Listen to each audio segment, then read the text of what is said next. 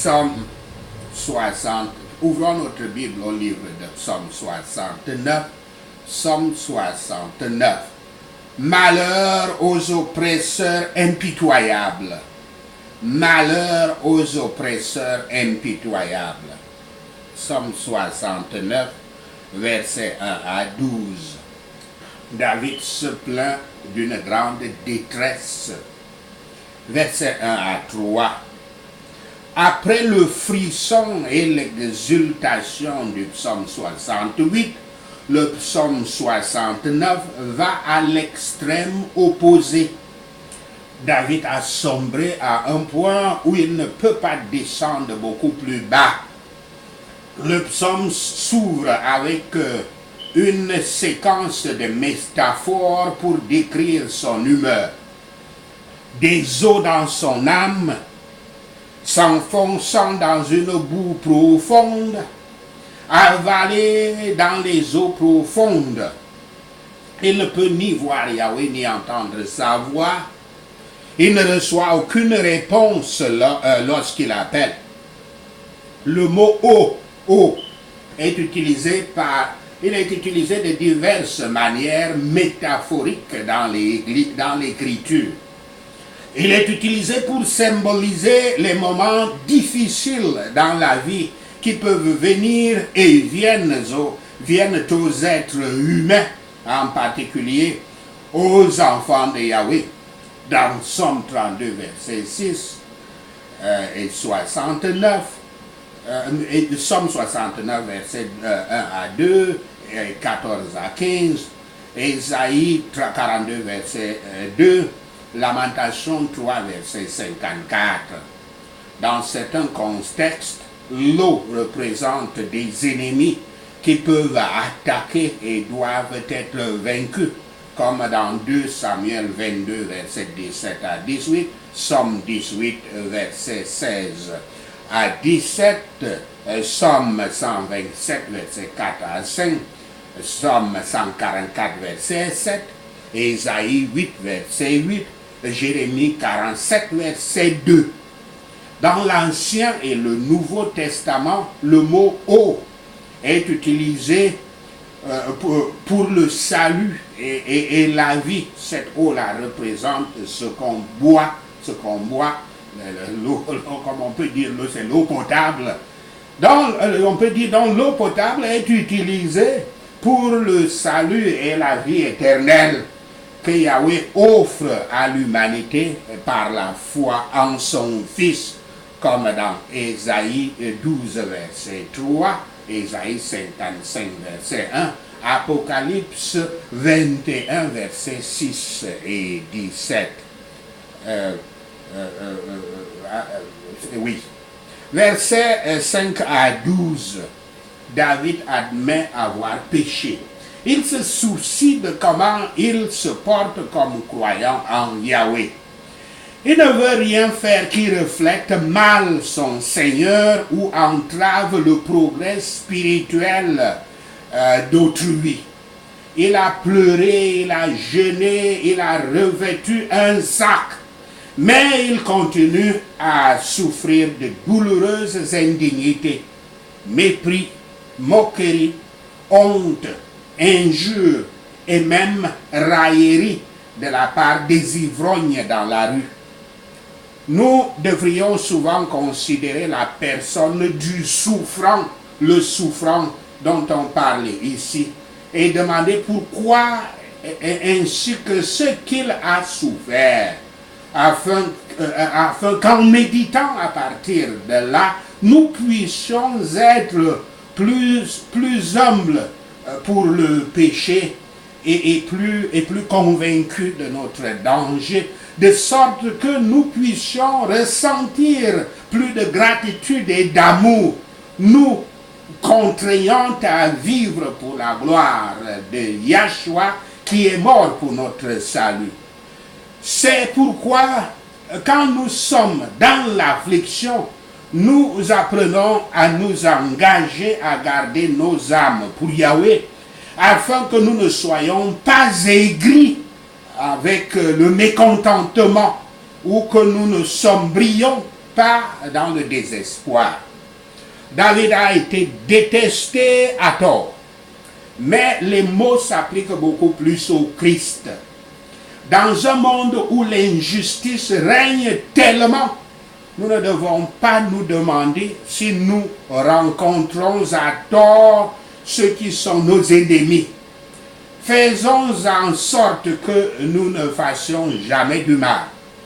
Alors, si nous recevons le mal, nous pouvons mieux le supporter. Par la satisfaction que Christ a faite à Dieu pour notre péché par son sang, il a restauré ce qu'il n'avait pas enlevé.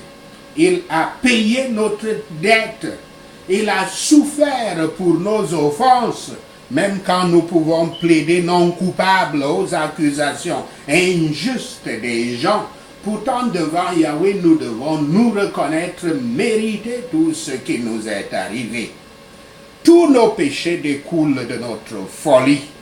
Ils sont tous faits aux yeux de Yahweh.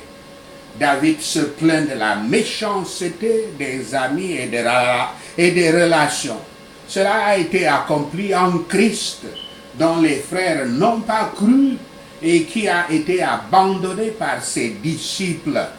Christ a fait la satisfaction de la colère de Yahweh pour nous, non seulement en repoussant les honneurs dus à Yahweh, mais dus à Dieu en général, mais en nous soumettant au plus grand déshonneur qui pourrait être fait à n'importe quel homme. Nous n'avons pas besoin d'être découragés si notre zèle pour les vérités, les préceptes et l'adoration de Dieu provoque certaines personnes et amène les autres à se moquer de notre chagrin et de notre mort dans le monde. Psaume 69, versets 13 à 21. David demande de l'aide. Versets 13 à 21. Quand jeune et déjà loin pour être le prochain roi, mais fuyant constamment le roi Saul, David avait appris à attendre le bon moment de Yahweh. Ici, sa patience est affichée pendant sa crise spirituelle. Il tentera de rester au-dessus de l'eau jusqu'au bon moment de la faveur de Yahweh. David fait confiance à Dieu et compte sur sa miséricorde et son amour, mais la lutte de David est sévère. Il espère voir une solution rapide, mais il continue à détailler ses circonstances dans sa prière. Quelles que soient les eaux profondes de l'affliction et de la tentation dans lesquelles nous sombrons, quels que soient les flots de détresse ou les hommes impies qui semblent prêts à nous submerger, persévérons dans la prière à notre Seigneur pour nous sauver. Les marques de la faveur de Yahweh nous suffisent pour empêcher nos esprits de sombrer dans les plus profonds troubles extérieurs. Si nous pensons à Yahweh et continuons à le faire sous les plus grandes difficultés, nous n'avons pas besoin de craindre qu'il fasse du bien pour nous.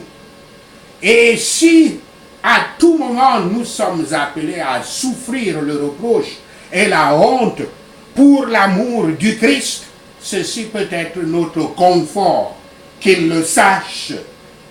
Il est difficile à quelqu'un qui connaît la valeur d'une bonne réputation d'être opprimé par une mauvaise personne. Mais quand nous considérons quelle faveur cela est d'être jugé digne de souffrir la honte à cause du nom de Yahshua, nous verrons qu'il n'y a aucune raison pour que cela nous brise le cœur. Les souffrances du Christ étaient aussi particulièrement prédites, ce qui prouve que l'Écriture est la parole de Dieu. Et comment exactement ces prédictions ont été accomplies dans Yahshua le Messie, ce qui prouve qu'il est le vrai Messie. Le vinaigre et le fiel qui lui était donné était un faible signe, un signe très tôt de cette coupe amère que le Christ avait bu, afin que nous puissions boire la coupe du salut. Nous ne pouvons pas attendre trop peu des hommes, ces consolateurs misérables, les consolateurs immédiables comme ils le sont tous. Nous ne pouvons pas non plus attendre trop de Dieu, de tout réconfort et de toute consolation. Psaume 69, versets 22 à 29. David déclare les jugements de Dieu. Les persécuteurs de David sont absolument impitoyables. Et il commence à prier davantage pour la punition contre eux, plus pour la punition contre eux que la délivrance pour lui-même. Essentiellement, il veut qu'ils éprouvent les mêmes choses qu'il ressent, la faiblesse, l'isolement et le désespoir. Pire encore, il veut que Yahweh les juge sévèrement en les effaçant de son livre de vie.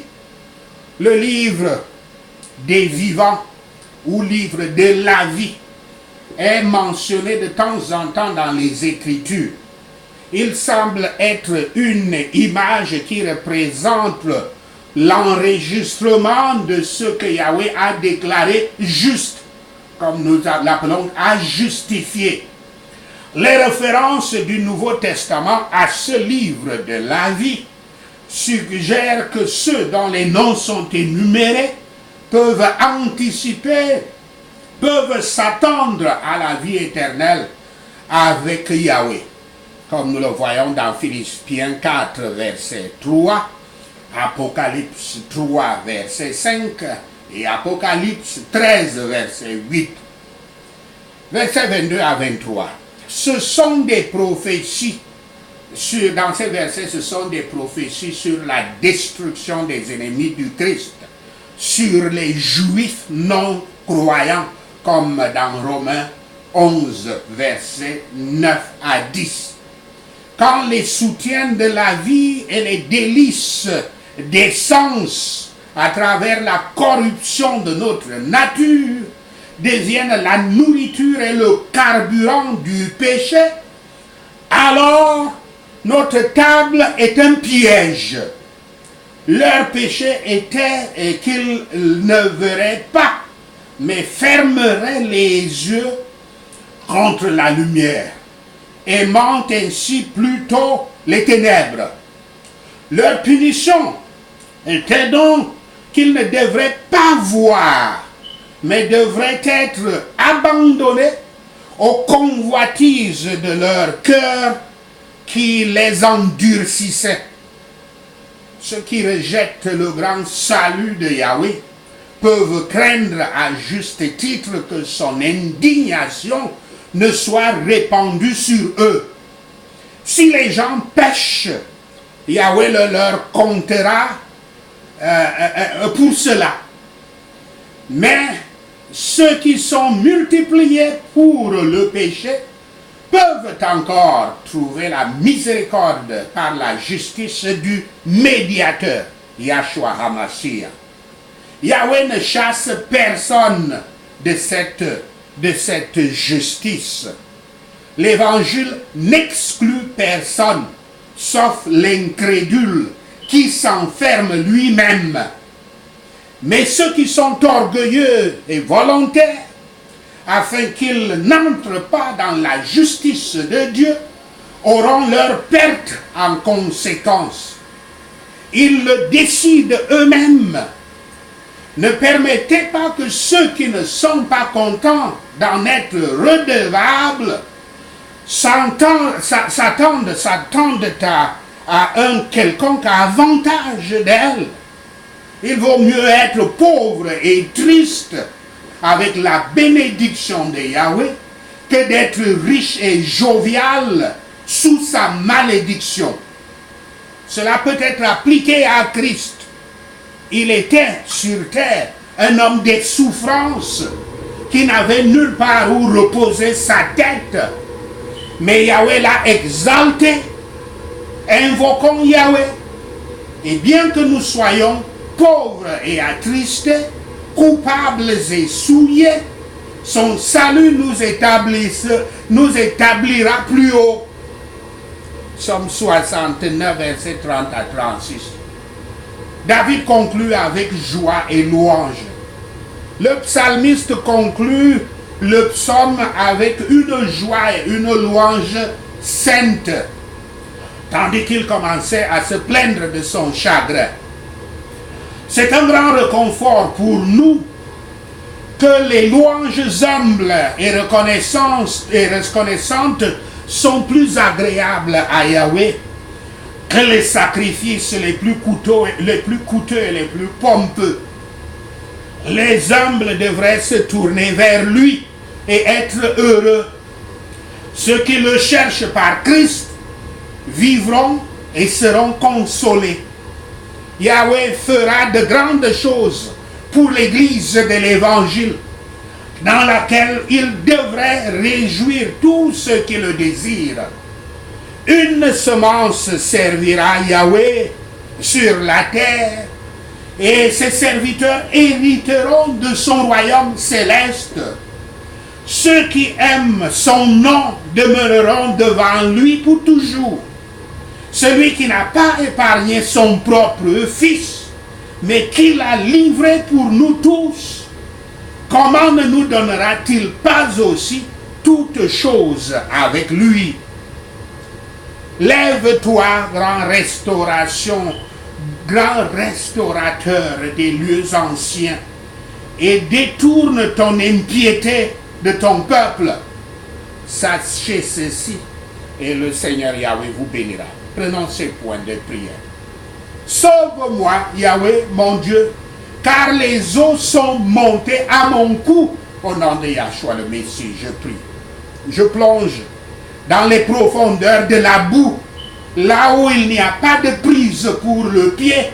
Au nom de Yahshua le Messie, je prie. Je suis venu dans les eaux profondes. Les inondations m'engouffrent. Au nom de Yahshua le Messie, je prie. Je suis épuisé en appelant à l'aide. Ma gorge est desséchée. Mes yeux faillissent à la recherche de Yahweh mon Dieu. Au nom de Yahshua le Messie, je prie.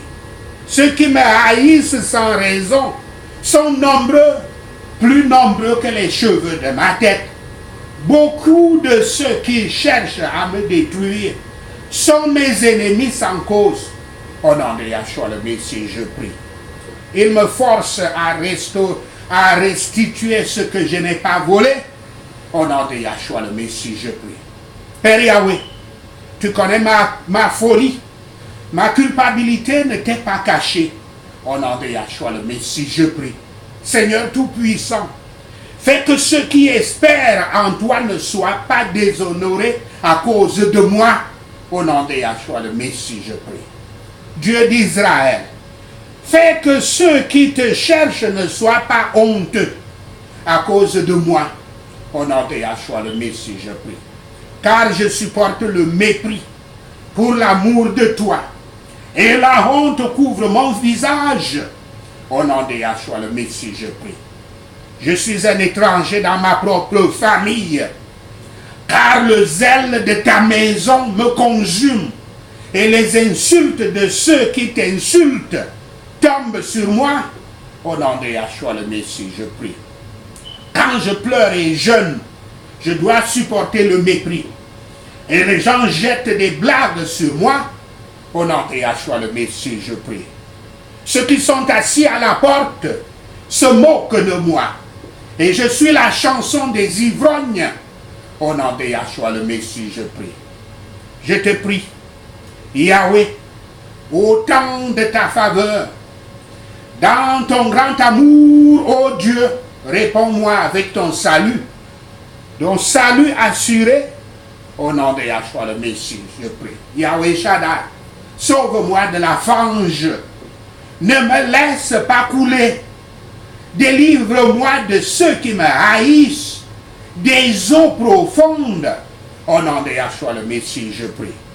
Yahweh Elion, ne laisse pas les eaux m'égorger, ou les profondeurs m'avaler, ou la fosse fermer sa gueule sur moi. Au nom de Yahshua le Messie, je prie. Réponds-moi, éternel Yahweh, par la bonté de ton amour. Dans ta grande miséricorde, tourne-toi vers moi. Au nom de Yahshua le Messie, je prie. Ne cache pas ta face à ton serviteur. Père Yahweh, réponds-moi vite, car j'ai des ennuis. Au nom de Yahshua le Messie, je prie. Approche-toi et sauve-moi. Yahweh mon Dieu, délivre-moi à cause de mes ennemis. Au nom de Yahshua le Messie, je prie. Tu sais comment je suis méprisé, déshonoré et humilié. Yahweh Shaphat, tous mes ennemis sont devant toi. Au nom de Yahshua le Messie, je prie. Le mépris a brisé mon cœur et m'a laissé impuissant. J'ai cherché de la sympathie, mais il n'y en avait pas. Les consolateurs, mais je n'en ai trouvé aucun. Au nom de Yahshua le Messie, je prie. Ils ont mis la bile dans ma nourriture et m'ont donné du vinaigre pour ma soif. Au nom de Yahshua le Messie, je prie. Yahweh Shaphat, commande que la table placée devant eux devienne un piège, qu'elle puisse devenir une rétribution et un piège pour eux. Au nom de Yahshua le Messie. Yahweh Shaphat, ordonne que leurs yeux soient obscurcis pour qu'ils ne puissent pas voir et que leur dos soit courbé pour toujours. Au nom de Yahshua le Messie, je prie. Yahweh Shaphat, répand ta colère sur eux. Fais que ta colère féroce les atteigne. Au nom de Yahshua le Messie, je prie. Yahweh Shaphat, ordonne que leur place soit abandonnée, qu'il n'y ait personne pour habiter dans leur maison. Au nom de Yahshua le Messie, je prie. Car ils persécutent ceux que tu blesses et parlent de la souffrance de ceux que tu as blessés. Au nom de Yahshua le Messie, je prie. Yahweh Shaphat, accuse-les de crime après crime. Ne les laisse pas partager ton salut. Au nom de Yahshua le Messie, je prie. Yahweh Shaphat, prononce-les effacés du livre de la vie et ne les liste pas avec les justes. Au nom de Yahshua le Messie, je prie. Mais quant à moi, affligé et souffrant, Yahweh, fais que ton salut me protège. Au nom de Yahshua le Messie, je prie. Je louerai le nom de Dieu dans les champs et je le glorifierai avec des actions de grâce. Au nom de Yahshua le Messie, je prie. Les pauvres verront et seront heureux. Vous qui cherchez Yahweh, que votre cœur vive. Au nom de Yahshua le Messie, je prie. Yahweh entend les nécessiteux et ne méprise pas son peuple captif. Au nom de Yahshua le Messie, je prie. Que le ciel et la terre louent Yahweh.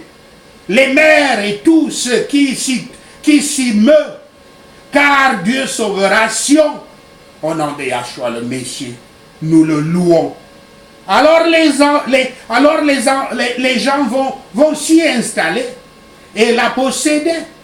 Au nom de Yahshua le Messie, je prie. Les enfants de ses serviteurs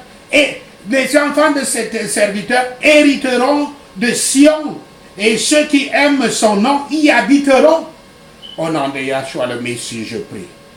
Merci Seigneur d'avoir entendu. Merci Seigneur pour tes paroles de sagesse, pour tes paroles de direction, pour tes paroles d'enseignement, pour tes paroles d'illumination, pour tes paroles de renforcement spirituel, de croissance spirituelle, d'exaltation spirituelle. Merci Seigneur d'avoir entendu nos prières. Merci Père Yahweh pour tes réponses à notre prière. Seigneur, nous te rendons gloire, nous te louons, nous t'adorons. Nous bénissons ton saint nom. Au nom de Yahshua le Messie, nous prions. Amen.